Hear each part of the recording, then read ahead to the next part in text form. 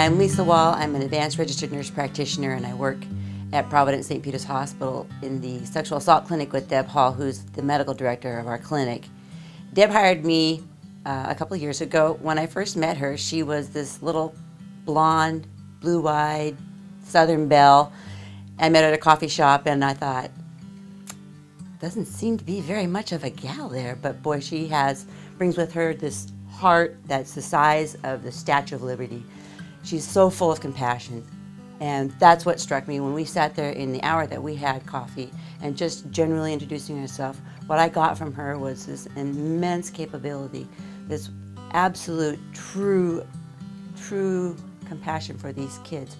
We have a job that is not pleasant. We don't hear nice things all day long. She's a pediatrician. She could have gone the route of immunizations, allergies, ear infections, but she chose sexual assault. And to be able to do that on a daily basis and to continue to feel the compassion, when you walk in a room with that child, with Deb in that room, you know that that child is being loved and being heard and being cared for. And Deb takes it and takes it and takes it and takes it to as far as she can to make sure that that child gets the vindication and the beginning of the healing process that all these kids deserve. This room is our examination room.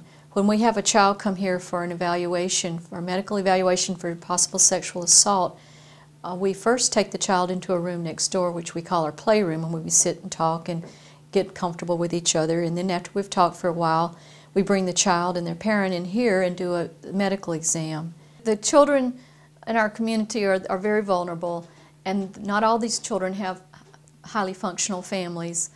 And the children who come from families who aren't able to protect their own children or to teach them how to speak out for themselves, these are the children who we all as a community need to be looking out for and supporting and helping. And we can make a huge difference in their lives. With Deb especially, really gets to on an even level with these children, to the point where they forget that they're in a doctor's office. They forget they're talking to a doctor.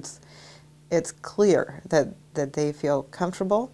And of course they have to feel comfortable to be able to tell their deepest, darkest secrets to a stranger. Well, Debbie is the reason this has been such a successful clinic, because her passion for the work has drawn good people who want to work with her. I cannot do this work alone, and I have much support from our whole staff here, and our whole staff is totally committed to this cause. And I feel this should be a recognition of our clinic and our team. Deb is going to talk all about how we're a team and how she can't take all the credit. She won't take any of the credit, in fact. You need a lot of moral support when you're doing this kind of work, and our multidisciplinary team is where that happens. However, I've been on a lot of teams, and if you don't have that fearless leader like we do, you don't get very far.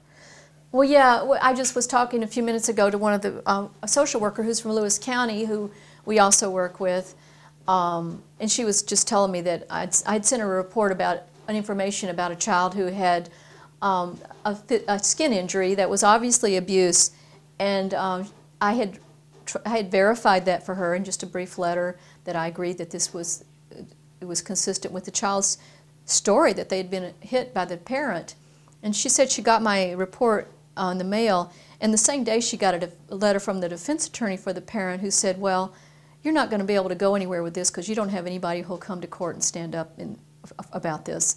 And you know, and I do go to court and stand up about it. So that makes me feel really good.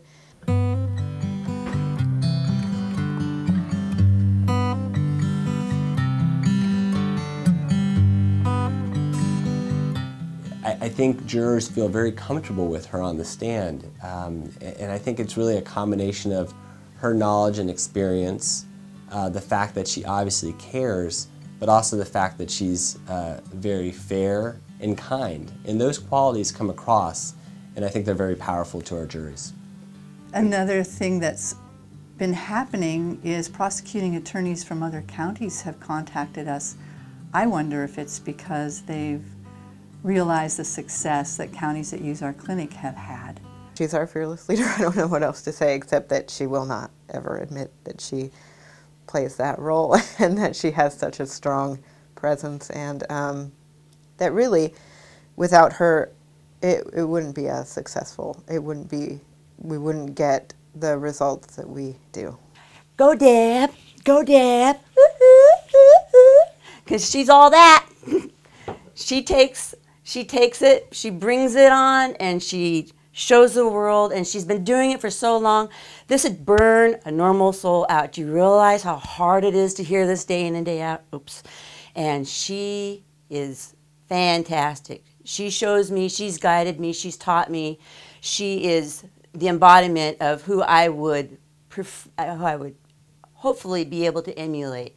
If someday I can get to her level, I'm blessed.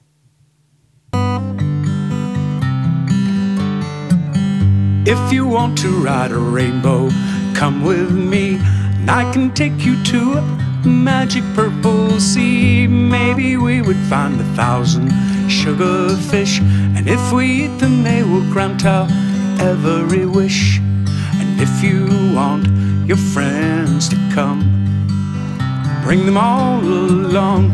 If you want to catch a star, then walk my way, and I can take you where that night is never day. You can follow me now if you really try. Maybe we would find a rainbow and teach it to fly. And if you want your friends to come, bring them all along.